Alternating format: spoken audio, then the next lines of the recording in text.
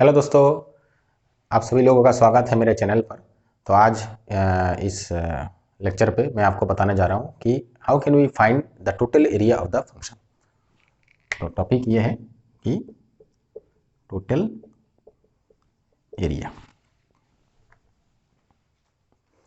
तो total area पढ़ने से पहले मैं आपको थोड़ा बहुत एरिया के बारे में ऐसे मैंने बताया है मेरे डिफरेंट इंटीग्रल के प्लेलिस्ट में। अगर आप जाएंगे तो वहाँ पे मैंने बताया और मैं उसका लिंक भी मैं प्रोवाइड कर दूंगा वीडियो के डिस्क्रिप्शन में। लेकिन मैं चाहता हूँ कि थोड़ा बहुत आपको रिकॉल कराऊँ कि अगर हमारे पास कोई भी फंक्शन हो, जैसे अगर मैं कोई भी फंक्शन ऐसे ड्रॉ करूं और फंक्शन और एक्स एक्सिस जैसे function is defined over an interval, और ये जो प्लेन रीजन है से इसको मैं आर से लिखता हूं, तो इस प्लेन रीजन का एरिया हम कैसे कैलकुलेट करेंगे। तो ऐसा मैंने बताया लेक्चर पे, लेकिन फिर भी मैं आपको थोड़ा बहुत इस लेक्चर में मैं रिकॉल कराता हूँ। हम क्या, जैसे मैंने आपको तो हमने क्या किया था उस केस में, हमने क्या किया था कि इस इंटरवल को डिवाइड किया था into number of sub intervals, और हर एक सब इंटरवल में हमने रेक्टेंगल का यूज़ किया था और हमने रेक्टेंगल के एरिया को कैलकुलेट किया, एंड देन हमने सारे रेक्टेंगल के एरिया को हमने ऐड किया, जिसे हम कहते हैं फाइनाइट सम अप्रोक्सीमेशन मेथड। फिर हमने अपर सम, लोअर सम, मिडिल सम, ये सब का हमने यूज़ किया।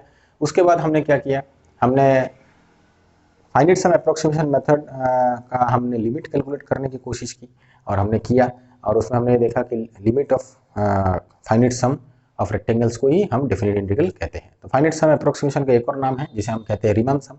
कोई भी फंक्शन के लिए हम रीमन सम लिखते हैं। तो रीमन सम का लिमिट अगर जब हमने लिया तो हम लिमिट ऑफ रीमन सम को ही हम डेफिनेट इंटीग्रल कहते हैं। तो अगर आपका फंक्शन नॉन नेगेटिव है, तो मैंने ये भी कहा कि अगर आपका function non negative and continuous function है, तो उस केस में डेफिनेट इंटीग्रल का जो वैल्यू होगा वही आपका ये जो प्लेन रीजन है, इस प्लेन रीजन का एरिया का वैल्यू होगा। ठीक है। तो अभी सपोज अगर आपके पास तो हमने क्या देखा, non negative continuous function, that means अगर आपका फंक्शन ये अगर आपका एक्स एक्सिस है, ये वाई एक्सिस है, अगर आपका फंक्शन एक्स एक्सिस के ऊपर है, non negative means it can be zero और either positive, it can not be negative. तो इस केस में हमने क्या देखा कि डेफिनेट इंटीग्रल जो है इस फंक्शन का अगर हम डेफिनेट इंटीग्रल कैलकुलेट करें, उसका जो वैल्यू आ रहा है और ये जो प्लेन रीजन का जो एरिया है, दे आर एग्जैक्टली इक्वल। लेकिन अगर अभी हम फंक्शन अगर नेगेटिव फंक्शन चूज करते हैं, से अगर हमारा एक्स एक्सिस है और कोई फंक्शन हमने यहाँ पे चूज किया, तो ये सपोज ये फंक्शन का डोमेन है, इस डोमेन के अंदर फंक्शन डिफाइंड है ना। अगर मैं इस एरिया का कैलकुलेट करना चाहूँ तो हम कैसे कैलकुलेट करेंगे। तो इस केस में देखिए, डेफिनेट इंटीग्रल तो हम कैलकुलेट कर सकते हैं कि हम इस इंटरवल को अगर नंबर ऑफ सब इंटरवल्स में डिवाइड कर दे, से फॉर एग्जांपल ऐसे हम नंबर ऑफ सब इंटरवल में डिवाइड कर दे, और अगर हम रेक्टेंगल ड्रॉ करें से ऐसे, अगर हम नंबर ऑफ रेक्टेंगल्स ड्रॉ करें एंड सो ऑन, तो इस केस में हम क्या करेंगे कि दैट मीन्स हम रीमन सम अगर इस फंक्शन का लिखे, तो रीमन सम में हम क्या लिखते हैं, से फॉर एग्जांपल हम ऐसे लिखते हैं कि F of c k into delta x के, और के इक्वल टू 1 to n, हम ऐसा रीमन सम लिखते हैं। और रीमन सम जब हम लिखते हैं तो इसमें देखिए ये जो प्रोडक्ट आता है, ये प्रोडक्ट आपको क्या बताता है, ये प्रोडक्ट बता रहा है कि सब इंटरवल का, हर एक सब इंटरवल का विड्थ आप यहाँ पे लिख रहे हैं, delta x k is the number of sub intervals, delta x k is the width of the sub interval, and f of c k क्या है, एफ ऑफ सी के है कि उस सब इंटरवल के अंदर आप कोई भी पॉइंट चूज करिए, उस पॉइंट पे आप फंक्शन का वैल्यू इवैल्यूएट कर रहे हैं, जो कि इस फंक्शन के केस में एफ ऑफ सी के हर एक सब इंटरवल के लिए नेगेटिव होगा, क्योंकि फंक्शन देखिए इटसेल्फ इज नेगेटिव। तो आप फंक्शन का वैल्यू डिफरेंट डिफरेंट पॉइंट में जो अगर आप इवैल्यूएट करेंगे तो वो भी नेगेटिव वैल्यू आएगा। तो यही अब इस प्रोडक्ट को हमको, से फॉर एग्जांपल हमको सब इंटरवल 1 के लिए हमको लिखना है, अगर हम इसको एक्सपांड करें, हम क्या लिखेंगे, F of C 1 into delta X 1 plus F of C 2 into delta X 2 and so on. अब हर एक प्रोडक्ट आपका नेगेटिव होगा, और इसी सम का अगर हम लिमिट ले तो हमें डेफिनेट इंटीग्रल मिल जाएगा। ठीक है, as per definition of definite integral. तो इस non positive function, that means negative function का हम कह सकते हैं, नॉन पॉजिटिव फंक्शन के केस में अगर हम डेफिनेट इंटीग्रल कैलकुलेट करें तो हमें क्या मिल रहा है, डेफिनेट इंटीग्रल का आंसर हमें नेगेटिव मिलेगा। तो अब यहाँ पे एक और चीज देखिए, अगर हमें एरिया इस रीजन का निकालना है तो हम क्या करेंगे, हम फाइनाइट सम अप्रोक्सीमेशन में हमने जैसे किया कि हम यहाँ पे रेक्टेंगल इंसर्ट कर रहे हैं और हम सारे रेक्टेंगल का एरिया को हम ऐड करने से हमको एरिया मिल जाएगा, क्योंकि सिंपल सी बात है, अगर हम इस रेक्टेंगल सब रेक्टेंगल का एरिया ऐड करो तो मुझे इसका एरिया मिल जाएगा। लेकिन यहाँ पे एक चीज़ देखिए, ये जो प्रोडक्ट है, this product if it is positive then it is exactly equal to the area of the rectangles in each sub interval, और ये प्रोडक्ट अगर नेगेटिव है दैट मीन्स इसका एब्सोल्यूट वैल्यू आपको रेक्टेंगल का एरिया प्रोवाइड कर रहा है, क्योंकि area is a physical quantity, area आप नेगेटिव नहीं कह सकते। और एरिया अगर आप एरिया ऑफ प्लेन फिगर, जैसे एरिया ऑफ प्लेन फिगर आप निकाल रहे हैं, that is the space occupied by A two dimensional figure, ये सब चीज़ मतलब इसी को हम एरिया कहते हैं, space occupied by two dimensional figure। तो space occupied by anything cannot be a negative, it can be either zero or positive। तो यहाँ पे एरिया नेगेटिव नहीं हो सकता। तो for a non negative for a non positive function ये जो प्रोडक्ट है, अगर ये प्रोडक्ट नेगेटिव हुआ दैट मीन्स उस केस में हम इसका एब्सोल्यूट वैल्यू ही हमें रेक्टेंगल का एरिया प्रोवाइड करेगा।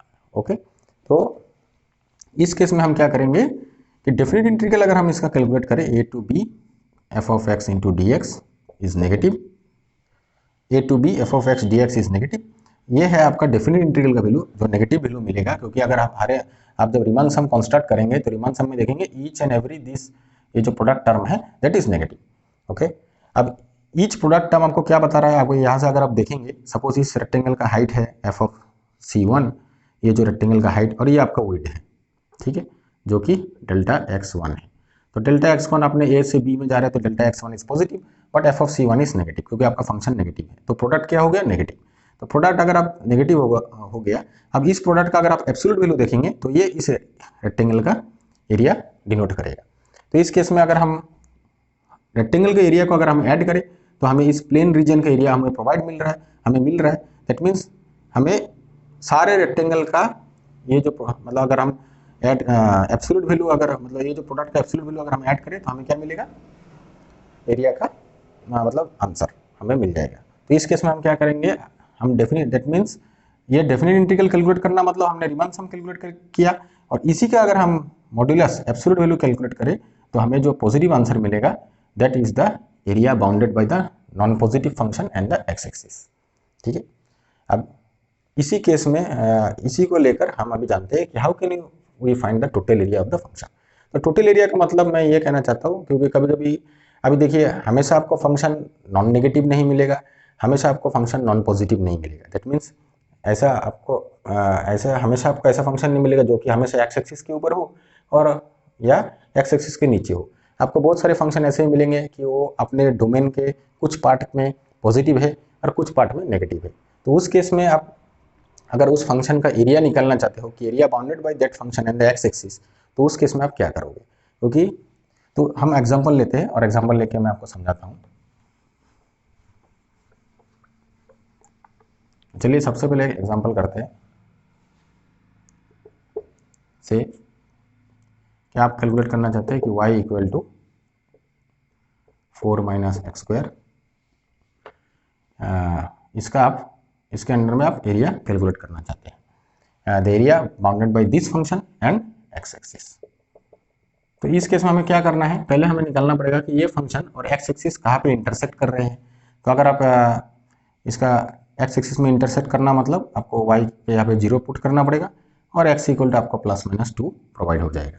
और आप इसको अगर आप ग्राफ में देखेंगे तो 4 माइनस एक्स स्क्वायर, इसका आप ग्राफ भी बना सकते हैं। आप अगर मेरे फंक्शन के मैंने बनाया फंक्शन प्लेलिस्ट में स्केलिंग शिफ्टिंग, वहाँ पे अगर देखेंगे तो आप इसका ग्राफ भी इजीली ड्रॉ कर सकते हैं, या आप कर्व स्केचिंग मेरे वीडियो को देखिए, वहाँ से भी आप इसका ग्राफ इजीली ड्रॉ कर सकते हैं। तो सबसे पहला है कि ये एक पैराबोला है, तो आप देखिए पैराबोला एक्स स्क्वायर है, आप ऐसे ड्रॉ कर लीजिए, फिर आप उसको माइनस एक्स स्क्वायर कर दीजिए, दैट मीन्स ये आपका रिफ्लेक्शन हो जाएगा अलॉन्ग अबाउट एक्स एक्सिस। उसके बाद +4 कीजिए, मतलब इसको आप शिफ्ट कर दीजिए, मतलब ये जो सेंटर पॉइंट है 0 ये 4 में आ जाएगा। ये अगर 4 में आ गया तो मेरा कर्व ऐसा बन गया। ठीक है, अब मुझे क्या चाहिए, the area bounded by this function and the x axis, that means इस प्लेन रीजन का। ठीक है, तो यहाँ पे क्या है -2 एंड +2। तो इस केस में अगर मुझे एरिया निकालना है तब यहाँ पे देखिए ये जो फंक्शन है that is a non negative function, क्योंकि ये मतलब इस डोमेन के अंदर इस इंटरवल के अंदर मेरा फंक्शन नॉन नेगेटिव है।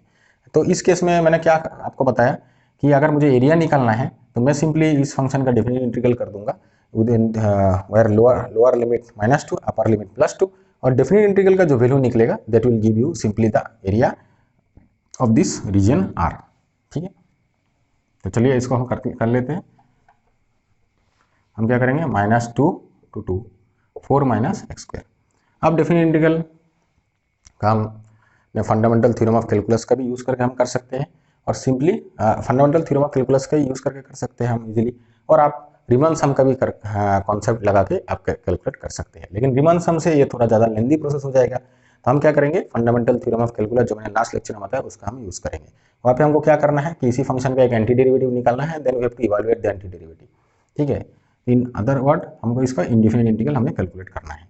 तो हम डेफिनिट इंटीग्रल का हम फिर लॉस का भी हम यूज़ कर सकते हैं। तो यहाँ पे हम क्या कर सकते हैं, -2 हम अगर सम रूल का यूज़ करें तो हम इसको सेपरेट कर सकते हैं x² dx, and we can easily now calculate.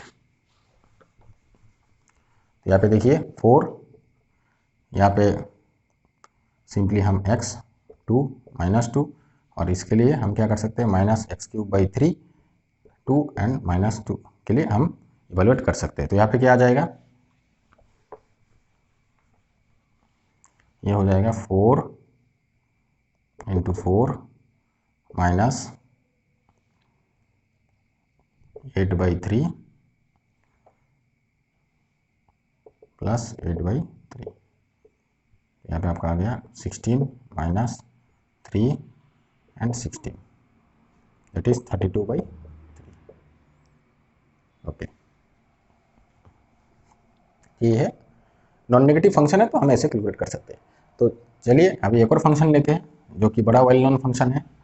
ज़्यादातर हमें इसे फिजिक्स में भी हम इसको लेकर डील करते हैं। से फॉर एग्जांपल आप कैलकुलेट करना चाहते हैं sin x over the interval 0 to 2π। तो अब sin x जो फंक्शन है, इसको अगर हम ड्रॉ करूँ, इसको अगर मैं ड्रॉ करूँ तो ये फंक्शन आपका दिखने में ऐसा होगा 0 π एंड 2π। तो इस केस में देखिए ये फंक्शन पार्ट ऑफ द अपने डोमेन में पॉजिटिव है और पार्ट ऑफ द डोमेन में नेगेटिव है। तो इस केस में अगर हमें टोटल एरिया निकालना हो तो टोटल एरिया निकालने के लिए हमको क्या करना पड़ेगा, क्योंकि हमें एरिया जानना है, that is area bounded by this curve and the x axis. जैसे ये हो गया रीजन 1 और ये हो गया आपका रीजन 2। तो इस केस में हमें क्या करना है, रीजन 1 एंड रीजन 2 का एरिया निकालना है और सिंपली दोनों को ऐड करना है। लेकिन अगर आप इस केस में डायरेक्ट अगर आप ऐसे सोचते हैं कि डेफिनेट, जैसे बहुत लोग इसे ऐसे भी मतलब ट्रीट कर लेते हैं कि डेफिनेट इंटीग्रल का जो वैल्यू निकलता है that is exactly equal to the area under the curve, that is simply a wrong statement. क्योंकि अगर आप यहाँ पे टोटल आप डायरेक्ट डेफिनेट इंटीग्रल कैलकुलेट करेंगे 0 to 2π sin x dx, then you will simply get answer 0।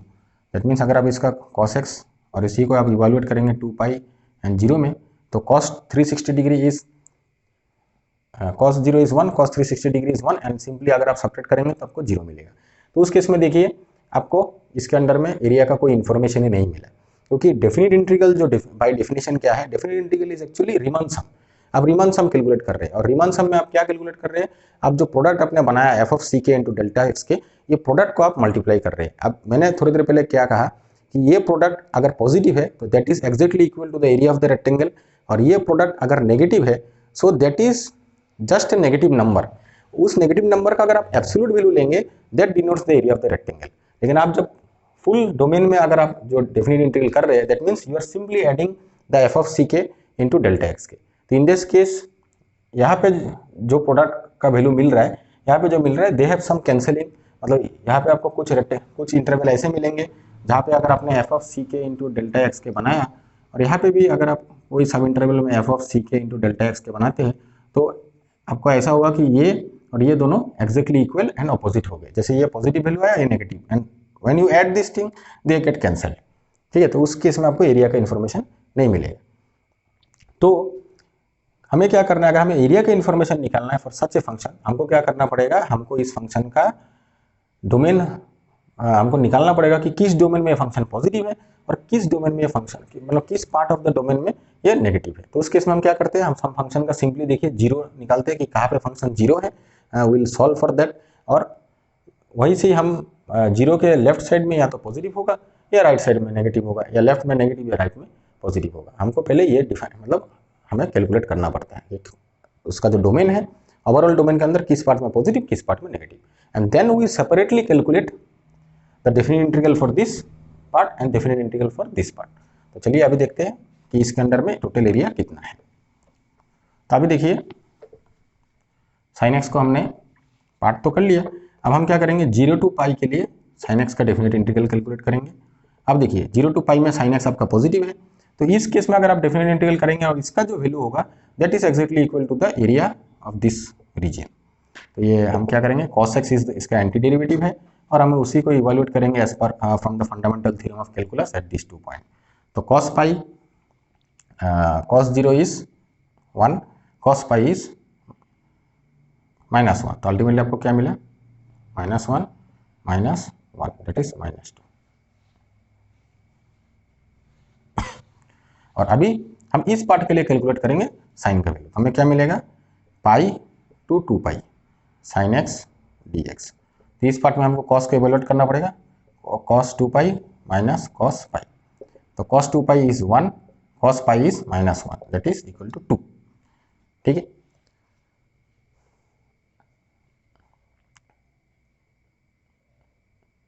अब यहाँ पे देखिए 0 to pi sine x D X, इस केस में आपने cos x आपने इवैल्यूएट किया 0 to pi -1 and that is equal to -2, और इस केस में आपने इवैल्यूएट किया 1 -1 that is equal to 2।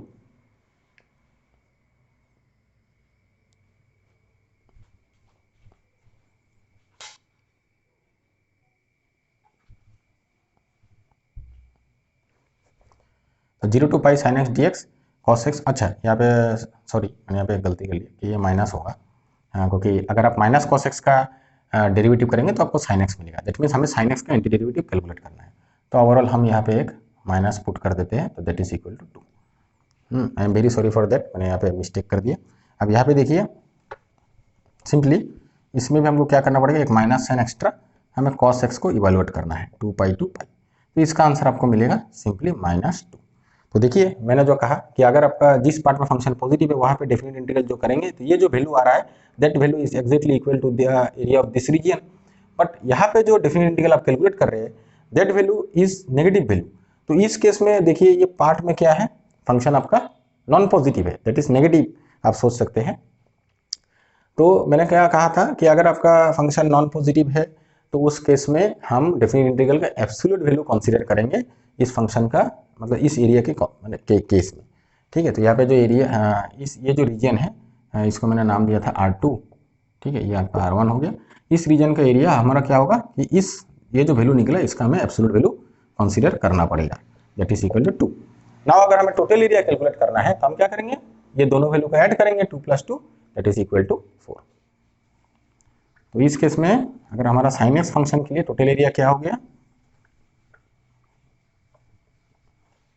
Total area आपका बन गया कि 0 to 2 pi sine x D x is 4। Okay, तो यहाँ पे देखिए टोटल एरिया इज 4, बट अगर आप डेफिनेट इंटीग्रल कैलकुलेट करेंगे that is equal to 0। Okay, तो देखिए ऑब्वियस सी बात है definite integral and area this two are different thing, लेकिन ज़्यादा से ज़्यादा समय में आपको लगेगा दे आर एक्जैक्टली इक्वल, और they are exactly equal in the case of if your function is totally non negative function. अगर फंक्शन में आपका डोमेन में कहीं पॉजिटिव है या कोई नेगेटिव है उस केस में आपको ऐसा सोल्यूशन करना पड़ेगा कि आपको डोमेन का कुछ पार्ट आपको ये खोजना पड़ेगा कि किस पार्ट में नेगेटिव है किस पार्ट में पॉजिटिव है by finding the zeros of the function, and part wise आपको डेफिनेट इंटीग्रल कैलकुलेट करना है, एंड देन डेफिनेट इंटीग्रल का वैल्यू अगर नेगेटिव है तो उसके एब्सोल्यूट वैल्यू आपको लेके चलना पड़ेगा, and then you have to add all the definite integrals values, मतलब absolute value of the definite integral, and that will give you the total area under the curve। तो ये आप दिमाग से जरूर हटा लीजिए कि definite integral is the area under the curve, that is purely a wrong statement, okay, because area can not be negative. तो आशा करता हूँ आपको अच्छा लगा होगा। अगर आपको वीडियो अच्छा लगे तो आप लाइक करिए, शेयर करिए और सब्सक्राइब करना ना भूलिए। Thanks for watching.